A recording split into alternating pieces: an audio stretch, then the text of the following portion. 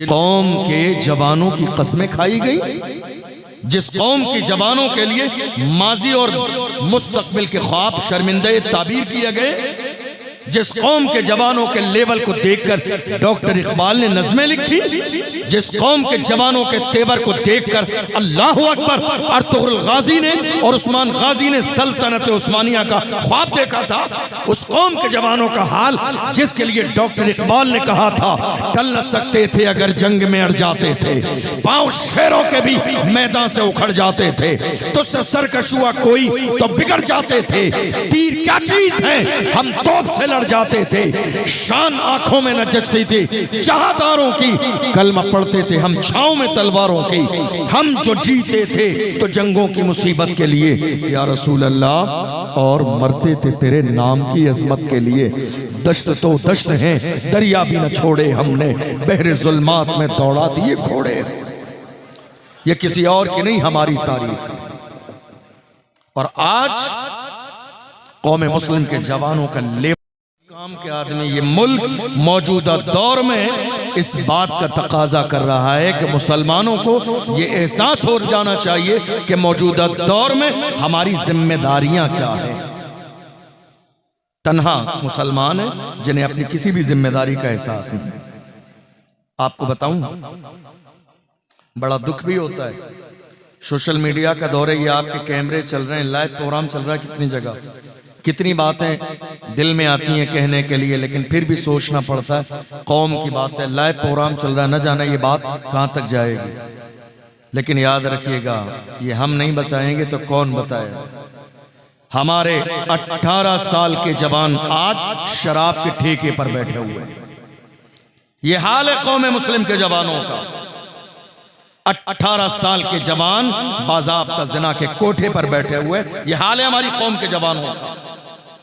हमारे 18-20 साल के जवान, कोई ऐसा नशा नहीं है हिंदुस्तान में जो हमारी कौम के जवान नशा करते ना हो। हीरोइन हमारे जवान यूज कर रहे हैं, हीरोइन एक नशा है, एमडी हमारे जवान यूज कर रहे हैं, हत्ता कि कुछ लोगों का लेवल तो इतना डाउन हो गया है जो पेट्रोल और डीजल की खुशबू से भी नशा कर रहे हैं। हमारी कौम के जवान, एक बूढ़ी मां 70 साल की इस इंतजार में है कि कोई तावीज करने वाला मिल जाए और मुझे कोई ऐसा तावीज मिल जाए कि मेरा बेटा शराब छोड़ दे। हम लोग जब जलसे में जाते हैं, लोग हर दिन किसी ना किसी फैमिली में ठहराते हैं, उस फैमिली के लोग जब मुलाकात के लिए आते हैं, हम लोग पूछते हैं खैरियत है? आप यकीन जानिए मिंबर रसूल पे बैठा हूं, जब हम ये पूछते हैं खैरियत है साहब, 60 साल 50 साल 70 साल के बुजुर्ग, तो वो खैरियत बाद में बताते हैं, उनकी आंख से आंसू पहले निकलने लग जाते हैं। कहते हैं हजरत क्या खैरियत बताऊं, बड़ी दुआओं से मिन्नत से कोई हिंदुस्तान की ऐसी दरगाह और मज़ार न छोड़ा मैंने जहां औलाद के लिए मिन्नत न मानी, तब जाके अल्लाह ने मुझे एक बेटा अता फरमाया। आज उस एक 18 साल के बेटे का हाल ये है कि 24 घंटे शराब के नशे में धुत पड़ा रहता है। हजरत कोई ऐसा तावीज मिल जाए कि मेरे बेटे की शराब छूट जाए। कोई कहता है हजरत मेरा बेटा आज बाज़ाब्ता सट्टा लगाने लगा है। कोई ऐसा तावीज मिल जाए कि मेरा बेटा सट्टा लगाना छोड़ दे। हजरत कोई ऐसा तावीज मिल जाए कि मेरा बेटा नशा करने लगा है। हजरत कोई ऐसा तावीज मिल जाए मेरा बेटा सूद का लेन देन करने लगा है। ऐसा कोई तावीज मिल जाए, याद रखिएगा ये सारे काम तावीजों से नहीं, बचपन की तरबियत से होते हैं। तावीजों से इनकलाब नहीं आता है, सिर्फ तावीजों से इनकलाब आ जाता तो हमारे नबी पूरा दस्तूर हमें देकर तशरीफ न ले जाते। मेरे नबी ने फरमाया अल यौम अकमलतु लकुम दीनकुम व अतममतु अलैकुम निअमती व रदीतु लकुमुल इस्लाम दीना। मेरे नबी फरमाते हैं आज दीन मुकम्मल हो गया है और मैं तुम्हें जो दीन देकर जा रहा हूँ, जो कुरान देकर जा रहा हूँ, इसे जितनी मजबूती के साथ पकड़े रहोगे तुम जिंदगी में कभी गुमराह नहीं होगे। आज क्या हमने कुरान पकड़ा है? कुरान कहाँ है? कुरान आपके घर में तो है, आपकी जिंदगी में नहीं है। मेरे जुमले पे गौर कीजिए क्या कह रहा हूं। कुरान आपके घर के ताक में है, आपकी जिंदगी में नहीं है। आपकी जिंदगी में आपने ना कुरान पढ़ा, ना कुरान समझा और ना ही कुरान के मुताबिक अमल किया। कुरान ने आपको बार बार कहा,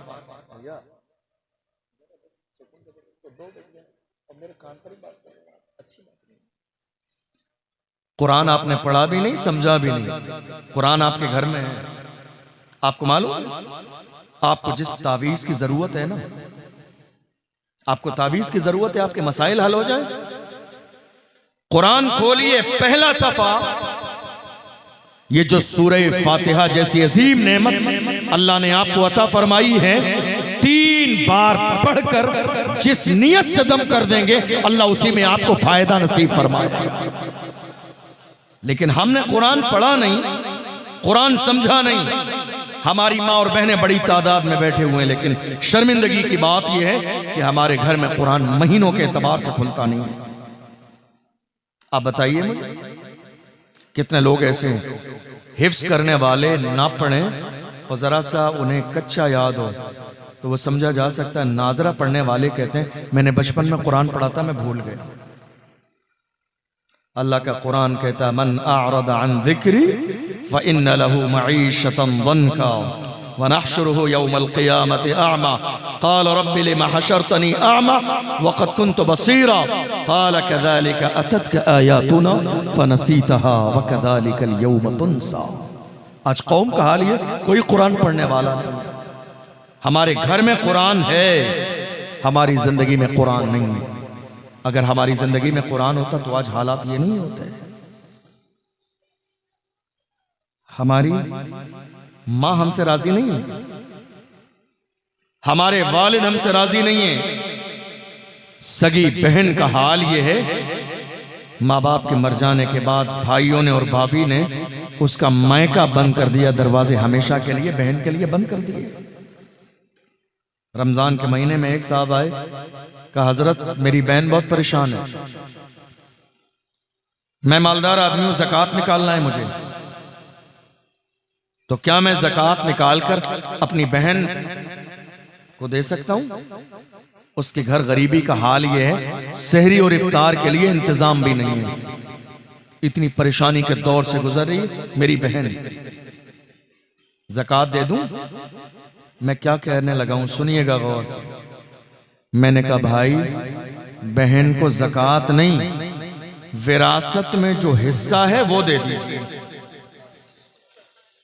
तुम्हारे माल में तुम्हारी बहन का विरासत में जो हिस्सा है वो दे दीजिए, ज़कात लेने देने की नौबत ही नहीं है। आज हमारे यहां ये मिजाज खत्म हो गया।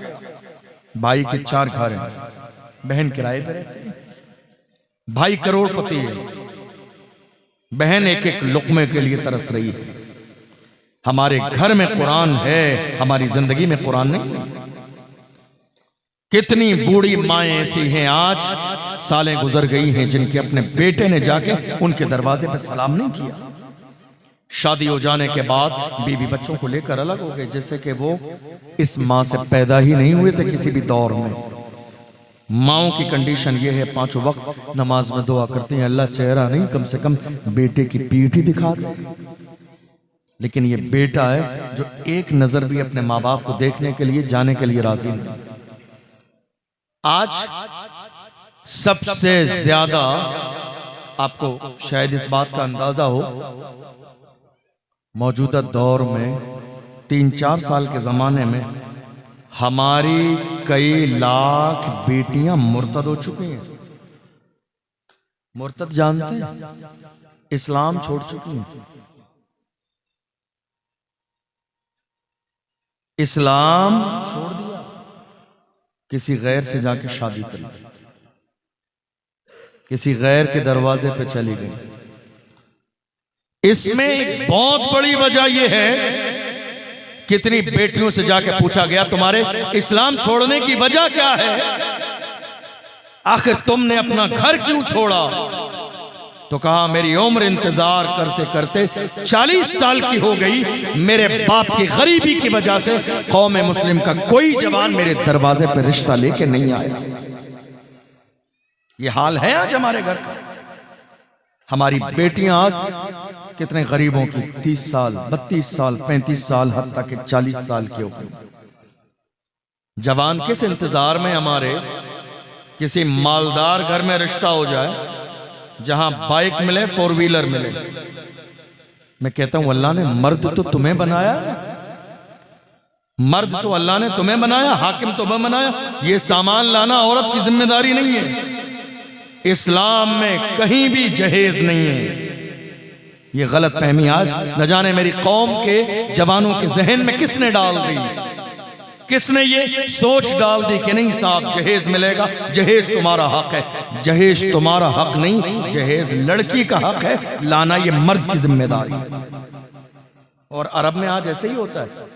आप कहीं भी चले जाइए, शादी तब होती है जब लड़का जिंदगी गुजारने के सारे सामान लाकर अपने घर पे मुहैया कर लेता है। फिर लड़की वाले देखने आते हैं, जरूरत की सारी चीज मौजूद है, तब जाके निकाह की महफिल होती है। आपको मालूम है हमारी कौम के जवान आज जिना के अड्डे पर क्यों बैठे हुए हैं? अल्लाह के रसूल का एक फरमान, हुजूर ने फरमाया निकाह सस्ता करो ताकि जिना मुश्किल हो जाए, और अगर ऐसा नहीं करोगे तो कौम मुस्लिम में बुराइयां पैदा हो जाएंगी। आज देख लीजिए आपकी निगाहों के सामने क्या हो रहा है। हमने जिना मुश्किल, जिना जो है आसान कर दिया। क्यों? चूंकि हमने निकाह मुश्किल कर दिया। कितनी बेटियां ऐसी हैं आपको मालूम है जिन्होंने जहर खा लिया इस बुनियाद पर कि 40 साल की उम्र तक उनके दरवाजे पर कोई रिश्ता लेके नहीं आया। कितने गरीब बाप ऐसे हैं रक्षा चलाने वाले जिन्होंने रात के अंधेरे में ये सोच करके मेरे दरवाजे पे 4 बेटियां हैं, इतना लंबा जहेज का इंतजाम कैसे करूंगा। कितने गरीब बाप को हार्ट अटैक आ गया और वो दुनिया से रुखसत हो चुके हैं। जवानों कहां खड़े हो आप जहां खड़े हो मेरे आका ने आपको यहां खड़ा नहीं किया था। ये सोच नहीं थी इस्लाम की, ये सोच नहीं थी कुरान की, ये फिक्र नहीं थी पैगंबर आजम की। गरीब नवाज से मोहब्बत करते हैं, गौसे आजम का नाम लेते तो कम से कम गरीब नवाज और गौसे आजम की जिंदगी को पढ़िए, उलमा से सुनिए और अपनी जिंदगी में शामिल कीजिए। आपको मालूम है उलमाए किराम बैठे हुए, हम लोग भी कभी जलसे में जाते हैं, कुछ लोग मिलते हैं, कहते हैं हजरत अच्छा मेरी बात समझ आ रही है आपको? ये बताइए सबको समझ आ रही है? परेशान तो नहीं हो रहे आप? मैं इनकलाबी तकरीर भी कर दूंगा, लेकिन मैं चाहता हूं ये मौका है तो कुछ आप सीख कर जाइए। हम लोग कई बार जलसे में जाते हैं। एक साहब ने कहा हजरत आप तो रोजाना जलसे में जाते हैं, अच्छी अच्छी फैमिलियों से मुलाकात होती है, कोई अच्छा रिश्ता बताइएगा हमारे बेटे के लिए। तवज्जो है आपकी? कोई अच्छा रिश्ता बताइएगा हमारे बेटे के लिए। चंद दिन के बाद उन्हें बताया लड़की का बाप नमाजी परहेजगार है और लड़की तहज्जुद गुजार है। बाप नमाजी है, परहेजगार है, लड़की तहज्जुद गुजार है, लिहाजा आप उनके घर रिश्ता भेज दीजिए। मतलब सुनने वाले बंदे ने लड़की तहज्जुद गुजार है, लड़के का बाप नेक परहेजगार है, कोई तवज्जो नहीं दी इस जुमले पे। कारोबार बताइए क्या करता है? कारोबार बताइए। हमका छोटी मोटी सी मोहल्ले में किराने की दुकान है। हजरत कोई अच्छा रिश्ता बताइए। क्या कहा? सब बोलिए। अच्छा रिश्ता। कौम मुस्लिम की ज़हनियत का जनाजा निकल गया। देख लीजिए तहज्जुद गुजार लड़की आज के जमाने में नापैद हो चुकी है हमारे समाज में।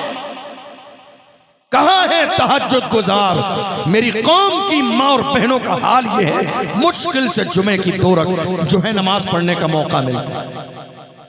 5 वक्त की नमाज हमारे घरों में हमारी माएं बहनें इल्ला माशाअल्लाह तहज्जुद गुजार बेटी बैठी हुई है। कहते नहीं साहब कोई अच्छा रिश्ता बताइए। फिर मुझे आया गुस्सा, मैंने कहा जनाब खुल कर कहिए, कोई मालदार रिश्ता बताइए। हाजी समझ में नहीं आया, नमाजी समझ में नहीं आया, तहज्जुद गुजार बेटी समझ में नहीं आई, तुम्हें अंदाजा भी नहीं है। अल्लाह के महबूब ने फरमाया दुनिया का सबसे मालदार इंसान वो है जिसे नेक परहेजगार बीवी मिल गई है। और जो शादीशुदा लोग हैं वो इस जुमले को अच्छे अंदाज में पहचानते हैं कि नेक बीवी का मिलना कितनी बड़ी नेमत है। बड़े बड़े दौलतमंद माल वाले जिमींदार जिनको नेक बीवी न मिली, डिप्रेशन की गोलियां खा के बिस्तर पे सो रहे हैं। ये नेक बीवी मिलना आपको क्या लगता है छोटी मोटी बात है? नेमत है, नेमत। मेरे नबी ने फरमाया खुशनसीब है वो इंसान जिसे नेक परहेजगार औरत मिल गई है। कह रहे नहीं साहब कोई अच्छा रिश्ता बताइए। हमने कहा खुल के कहिए मालदार रिश्ता चाहिए। लेकिन एक जुमला हमारे बुजुर्ग भी सुने, कई बुजुर्गों को मैंने देखा बड़ी माजरत के साथ, कई बुजुर्गों को देखा वो कहते हैं हमारे दिल का अरमान है, हमारा इकलौता बेटा है, बस किसी तरह हमें कार मिल जाए।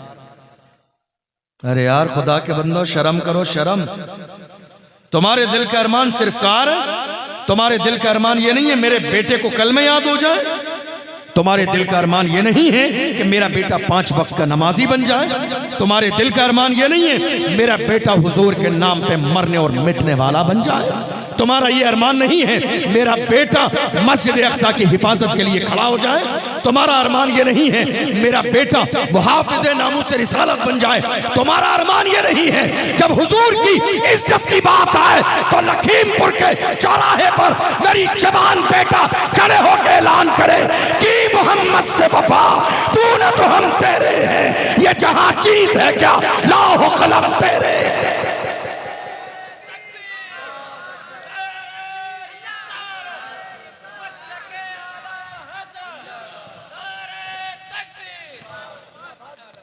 तेवर देखिए, दिल का अरमान क्या है। ऐ मेरे बुजुर्ग तुमसे हाथ जोड़ के कहता हूं, दिल का अरमान ये न बनाओ ये तुम्हें कार बैठने को नसीब नहीं होगी। क्या कहते हैं आप? नहीं मिलेगी ये। जिनके घरों में बेटों की शादियां हो गई हैं वो बहुत अच्छे से मेरी बात समझ भी रहे होंगे। ये जो आप मांग कर अपना लेवल डाउन कर रहे हैं ना, ये बाइक आपके लिए नहीं है, ये जहेज का सामान आपके लिए नहीं है, ये लाने वाली उसी बहू के लिए जो लेकर आई है। आप जबरदस्ती मांग कर भिखारी बन रहे हैं और अपना लेवल डाउन कर रहे हैं। याद रखिएगा जहेज से मालदारी नहीं आती है, मालदारी खुदा की अता से आती है।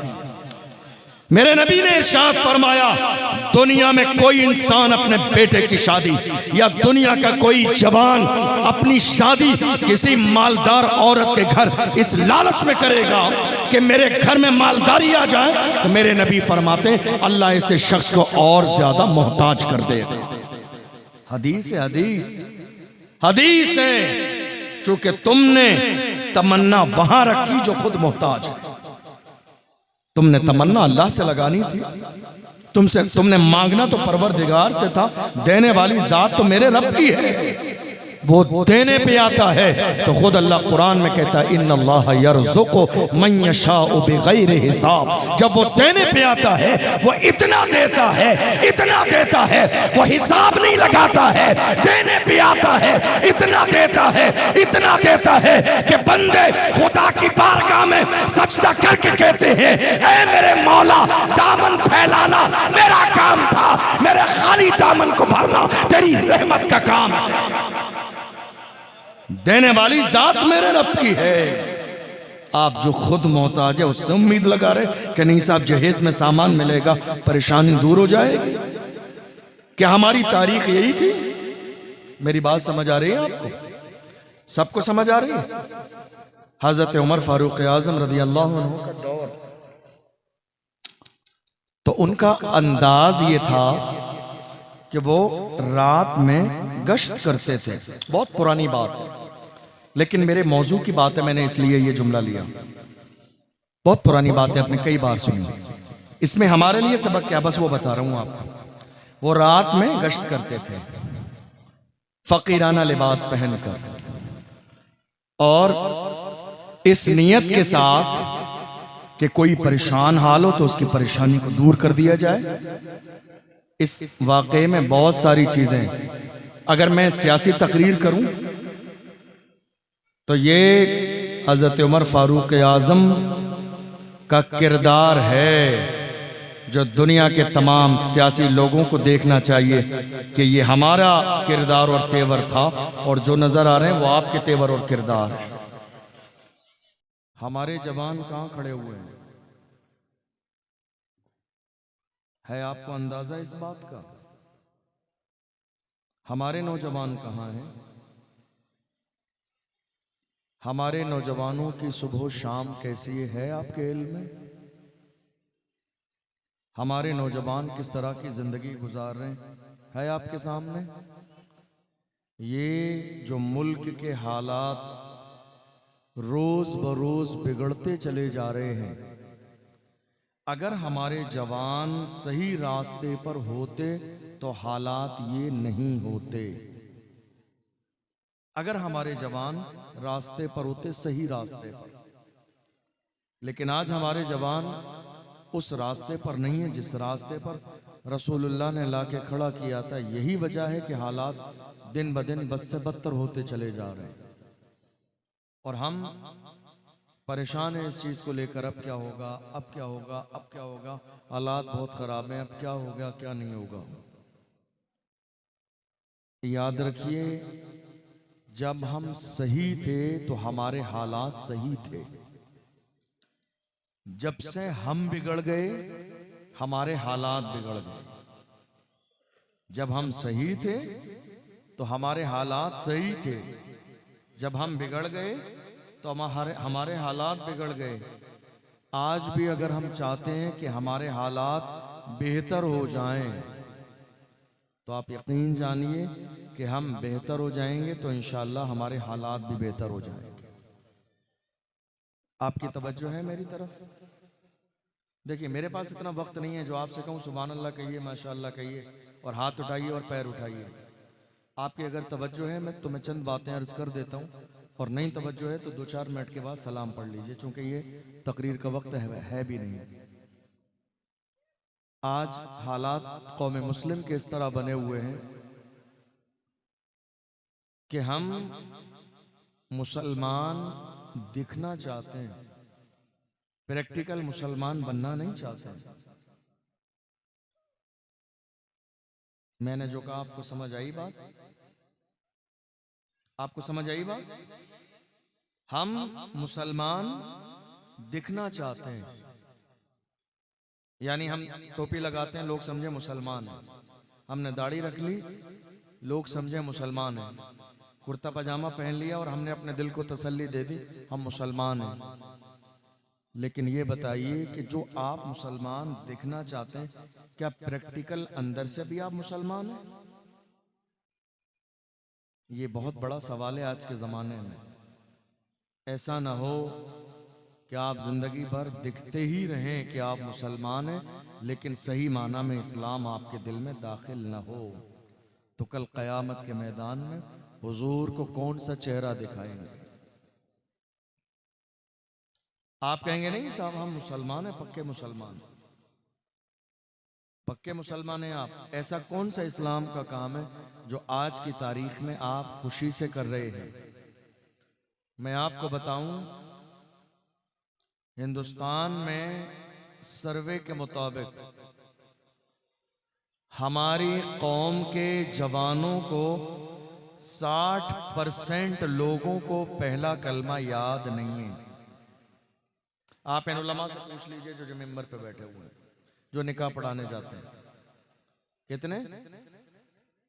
60% लोग, पूरे मुल्क में 60% लोग सर्वे के मुताबिक ऐसे हैं जिन्हें पहला कलमा याद नहीं है 2025 में। आप अंदाजा लगाइए आप कहां खड़े हुए। मैं आपको बहुत लंबी चौड़ी हाई फाई बातें सुना दूं, लेकिन आप ये कब जानेंगे कि आपकी जिम्मेदारी क्या थी और आपने वो जिम्मेदारी अदा नहीं की। 60% हमारी कौम के लोगों को पहला कलमा याद नहीं है, ये हमारा लेवल है। आप बड़ी बातें कितनी कर लीजिए, हम ये कर देंगे, हम वो कर देंगे, हम हुजूर के नाम पे गर्दन कटा देंगे, ये कर देंगे, ये सब जबानी बातें हैं। जिस कौम के लोग हुजूर के नाम पे अल्लाह के घर में गर्दन झुका न सकें, वो हुजूर के नाम पे गर्दन कटा कैसे सकते हैं? ये प्रैक्टिकल बात है। मैं बहुत हाई फाई तकरीर अभी कर दूंगा। मैं जो बताने लगा हूं मेरा ये अंदाज नहीं है बताने का, लेकिन मैं ये चाहता हूं कि आप कुछ लेकर जाइए इतने बड़े प्रोग्राम से। हम रोजाना बहुत हाई फाई इनकलाबी तकरीरें करते भी हैं, सुनते भी हैं। हमने हासिल क्या किया? 2025 का आगाज है, हमने क्या सीखा? हम जलसे में आए, सुभान अल्लाह माशाअल्लाह, नारे तकबीर नारे रिसालत करके चले गए। हमने ये भी नहीं सीखा कि कलमा याद होना कितना ज्यादा जरूरी है। आपको मालूम है, जब उलमाए किराम महफिल निकाह में कहते हैं जी कलमा पढ़िए, तो बंदा कहता है हजरत आप ही पढ़ा दीजिए। किसी को शर्म नहीं आई, न वालिद को शर्म, न माँ को शर्म, न चचा को शर्म, न दादा को शर्म, न खानदान को शर्म। हमारी सोच का लेवल कितना डाउन हो गया आज की तारीख में। हम शादी की रस्मों में अगर एक चीज कम रह जाए ना, तो पूरे खानदान में मशवरा होता है ये चीज नहीं होगी तो हमारी बेइज्जती हो जाएगी। ऐसा है या नहीं है? एक चीज ना हो, अगर शादी में 10 जोड़ी लड़की के लिए कपड़े लेकर जाना है, अगर 9 जोड़ी हो तो पूरा खानदान बैठकर बात करता है नहीं साहब बेइज्जती हो जाएगी। हमारी इज्जत का सवाल है, तुम्हारी इज्जत का सवाल है। मिंबर रसूल पर पूरी कौम मुस्लिम के सामने जब तुम्हारे बंदे को, तुम्हारे बेटे को पहला कलमा याद नहीं निकलता, तब बेइज्जती का एहसास नहीं होता। इससे बड़ी बेइज्जती और क्या हो सकती है? जिसकी 30 साल की उम्र में शादी हो रही है और उसे पहला कलमा याद नहीं। इससे ज्यादा शर्म की बात और कौम मुस्लिम के लिए क्या हो सकती है? ये और बात है कि हमारा ज़मीर मुर्दा हो चुका है आज की तारीख में। जहां हमें शर्मिंदा होना चाहिए वहां हम खुश होते हैं। कलमा याद नहीं होता, लड़का हंसते हुए मुस्कुराते हुए मस्ती करते हुए, अरे हजरत आप ही पढ़ा दीजिए। ऐसा है या नहीं? अरे हजरत आप ही कलमा पढ़ा दीजिए निकाह। जिस कौम के 30 साल के जवान को पहला कलमा याद न हो, वो कौम ये ख्वाब कैसे देख सकती है कि नहीं साहब हम जाके फलस्तीन के मुसलमानों की हिफाजत करेंगे? जिस कौम के जवान को पहला कलमा याद ना हो, वो कैसे ये कह सकते नहीं साहब हम मस्जिद अक्सा की हिफाजत करेंगे? मस्जिद अक्सा की हिफाजत करने वाले ऐसे लोग नहीं थे जिन्हें पहला कलमा याद नहीं था। मस्जिद अक्सा की हिफाजत करने वाला वो मर्द कलंदर दुनिया जिसे सलाहुद्दीन अय्यूबी के नाम से जानती है। कौन? सलाहुद्दीन अय्यूबी। वो सलाहुद्दीन अय्यूबी जिसने यहूदियों के सामने जाके खड़े हो के कहा था जो जान मांगोगे जान देंगे, जो माल मांगोगे माल देंगे, मगर ये हमसे कभी ना होगा, नबी का चाहो जला देंगे। ये किसके तेवर थे? ये कलमा पढ़ने वाले मुसलमानों के तेवर। कहां हैं हम और आप? पहला कलमा याद नहीं है। मैं आप में से किसी को उठा के खड़ा नहीं करूंगा, चूंकि मुझे अपनी तरह आपकी इज्जत का भी ख्याल है कि आप जरा अपना गिरेबान झांकिए। आपकी उम्र 60 साल है, 70 साल है, किसी की 80 साल है, 50 साल है, 40 साल है। जरा गिरेबान झांकिए कि आपको पहला कलमा याद है? जिस कौम के जवानों को 2 सेंटेंस याद ना हो, ला इलाहा इल्लल्लाह मुहम्मदुर रसूलुल्लाह, आपको लगेगा ये तो बहुत सिंपल सी बात है। हम रोजाना हमारे उलमा मिंबर पे देखते हैं ये 2 सेंटेंस ही याद नहीं होते। समझ रहे हैं आप? अब जिसको पहला कलमा याद ना हो, कैसे उम्मीद की जा सकती है कि उसको नमाज का तरीका मालूम होगा? और नमाज हमारे यहाँ पढ़ी कहाँ जाती है? कहाँ नमाज पढ़ी जाती है? कौम मुस्लिम का हाल आज की तारीख में ये है, एक चांद देखकर नमाज शुरू करते हैं और दूसरा चांद देखकर नमाज बंद कर देते हैं। ईद के दिन का हाल ये है इन मिंबर पे बैठने वाले उलमा से पूछ लीजिए, नमाज ईद के बाद कितनी जगह ऐसा होता है कि जोहर के अंदर जमात करने के भी लाले पड़े होते, दो बंदे मौजूद नहीं होते कि इमाम साहब लोगों को लेके जमात कर ले। ये हाल होता है आज मस्जिदों में। नमाज ईद के बाद जोहर, असर, मगरिब, इशा की कंडीशन देख लीजिए आप। कहां गए? इतना कमजोर था जमीर इनका कि जिन्होंने 30 दिन 5 वक्त की नमाज पढ़ी, आज नमाज ईद के बाद 2 वक्त की भी नमाज पढ़ने के लिए राजी नहीं है। ये हमारा हाल है, हमारा हाल। हमारी कौम ये सोचती है उलमा इकराम आए, हमें फजीलतें करामतें सुनाएं, जन्नत का टिकट दें और सुभान अल्लाह माशाअल्लाह कह के हम अपने घर चले जाएं। याद रखिएगा, ये जलसा एक रात का मदरसा है। हमारे बुजुर्गों ने शुरू किया लोगों को दीन की बातें सिखाने के लिए। ये जलसा मजाक के लिए नहीं है, ये जलसा मस्ती के लिए नहीं है, ये जलसा मेरी और आपकी तारीफ के लिए नहीं है, ये जबरदस्ती बड़े बड़े अलकाब बताने के लिए नहीं है। ये जलसे किए जाते हैं, कौम की लाखों रुपए की खून पसीने की कमाई इसमें खर्च की जाती है ताकि हमारी कौम के लोग दीन की कम से कम चंद बातें तो सीख कर जाए। चंद बातें तो कौम के लोग दीन की सीख कर जाएं। अगर ये भी नहीं होगा तो आप मुझे बताइए फिर इन जलसों का मकसद क्या रह जाए। हम इतनी बड़ी तादाद में दूर दूर से उलमा इकराम बुलाते हैं, खर्चा किया जाता है, बड़े मसाइल होते हैं, बड़ी मशक्कत, सारे काम। हम सीखते क्या हैं? हम सीखना नहीं चाहते हैं।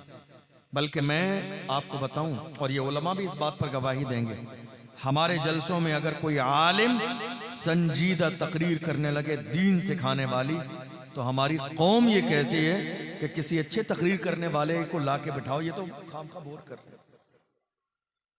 ऐसा है यार। अगर हमारे उलमा मिंबर से कुछ संजीदा अंदाज में दीन सिखाने की बात करें तो हमारे लोग कहते हैं अरे भाई कोई अच्छा खतीब बुलाना था, ये तो बिल्कुल ऐसी आम बातें कर रहे हैं, मजा नहीं आ रहा। याद रखिएगा, ये जो सजा मिल रही है ना, ये सजा, ये 75 साल जो आपने मजा लिया उसी की सजा। अब ज्यादा मजा लेने का मिजाज मत बनाइए, काम के आदमी बनिए।